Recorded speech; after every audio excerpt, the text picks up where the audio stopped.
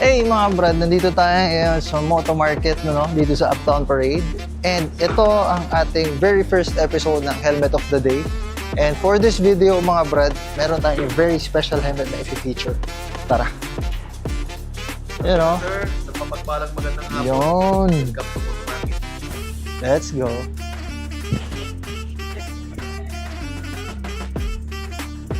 Mga brad, matagal ko nang gusto makita tong helmet ito and finally, nandito na sa harapan natin. Ito nga pala mga brad, ang AGV Pista GPRR Limited Edition Oro.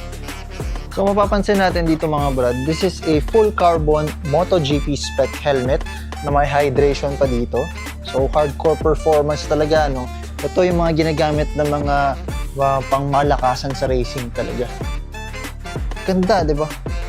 Tignan nyo naman yung oro finish nito mga brad. Napakaangas ng design. Grabe. Ibang level yung design nito compared sa mga helmets na nakita ko. Kaya pala siya limited edition. Ang ganda oh. Yung finish, yung mga glossy parts, even yung spoiler na matte. Ang ganda. And it comes with a tinted visor. Angas. Para siyang trophy helmet. Bawat angle, bawat design, napaka-premium mga brother. Tignan nyo naman. 360 angle. Kung collector ka o GP fan, ito na yun brad. Ito na yung helmet na hinahanap mo. No questions asked. Napakaganda, napaka-premium, and napakagaan.